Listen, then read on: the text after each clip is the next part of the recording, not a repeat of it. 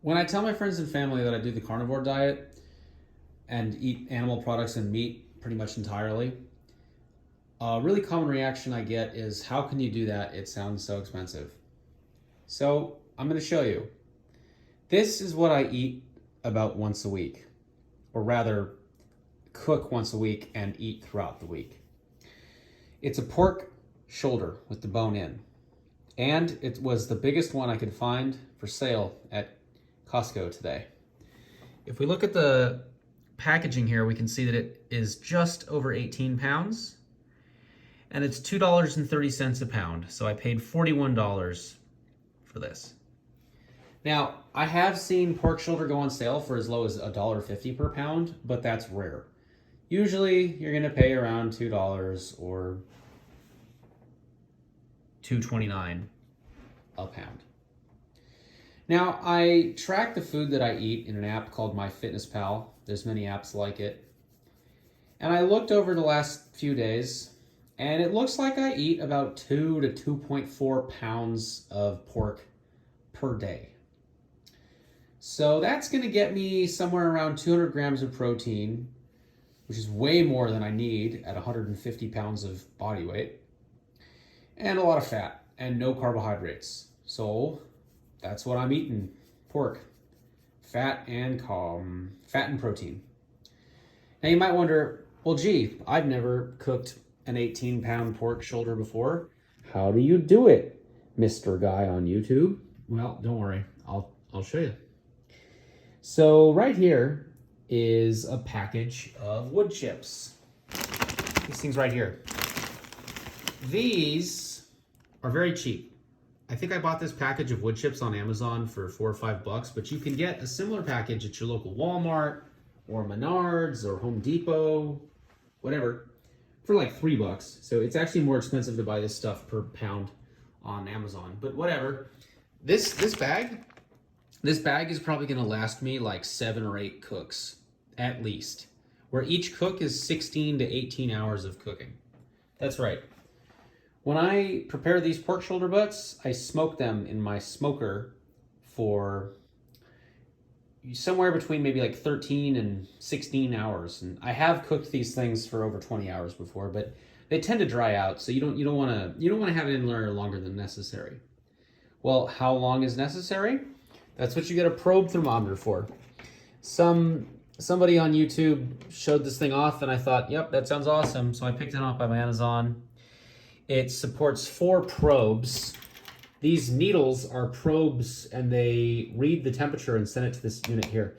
Now, this unit here has Bluetooth, so when I'm in my house, I can check from my phone and see what temperatures there are, but the temperatures change so slowly in the smoker that I have that I really don't bother with the Bluetooth, and I just go outside a few times looking at the temperature. And so I'm going to put this on tonight, and then tomorrow morning I'm going to wake up and check the temperature, and if it's not done yet, then I'll go to the gym, and when I get back, surely it'll be done. And even then, if it's not, then I'll either put in some more wood chips into the smoker, or I'll move this into my oven, because I found that transferring the meat over to my oven when the meat is anywhere from like 170, 180 degrees or so, if I transfer it over to my oven, I can get that internal temp up to 205, 210 extremely fast. We're talking like 30 minutes tops. So the internal oven in your house is much more effective than any outdoor smoker is going to be. And as far as seasoning goes, I don't know if it actually even makes a difference, but I like to cover this pork in garlic salt and some random pork rub I just picked up from Walmart one time. I don't know if I can even taste this stuff in the finished meat, but it's not that much trouble, so I put that on there. So I'm gonna, once I finish recording this video, I'm gonna remove the plastic wrap entirely, and I'm gonna coat this meat in those rubs. Now this meat here is actually 2 separated pieces. You can see here that there's a crevasse. And so I have 2 trays. Now I picked up 15 or 20 of these trays from Costco for, I don't know, $10. So, what is that? A little less than $1 per tray. And I was reusing them by washing them, but one time I was walking back into my house with a tray full of cooked meat, and it had a hole in it, and I didn't realize, and I got meat juice everywhere. So I decided, I'm just gonna throw these things away after they get used. So this is a clean tray that hasn't been used yet. And you can get this at food supply stores, you can buy it at Walmart, you can buy it on the internet, you can get it at Costco. They come in packs. So I'm gonna take each of these 2 pork shoulders and I'm gonna put them in these aluminum trays. Then I'm gonna stab the probes into them and I'm gonna walk out to my smoker. So why don't we go take a look at my smoker before it's completely dark. Well, actually, it is completely dark. I'll attach a video, or I don't know. Let's carry on. There's a lot more besides the smoker. So this is the meat. That's the seasoning. That's the fuel for the smoker. And you really only need like maybe a cup and a half of chips to do 20 hours of smoking. So this is actually cheaper than pellets. If you can get a wood chip smoker, it's very efficient. It's very cheap. Like I said, $4 or $5 for that bag. That bag's gonna get me like 160 hours of smoking time. It's crazy how cheap smoking is. So it's really the cost of electricity that's probably the only thing to worry about. And that's, I mean, you're running an oven at that point, so who cares? So, all right. To shred the pork, you can do it by hand, but I actually have a mixer here. It's just a KitchenAid mixer. And if you put the right attachment on, which is the attachment that it comes with, and you put it on the lowest speed, which is stir, I suppose, this thing will actually shred pork like no problem. It won't break the mixer. So when I've finished smoking the pork, I'm going to carefully just transfer it over to my KitchenAid and shred it, you know, and then I just put it in the platters and then I eat it for a week. And finally, okay, yep, it is pretty dark out here. I got to move my smoker out of my garage because, you know, I'm not gonna have smoke in my garage.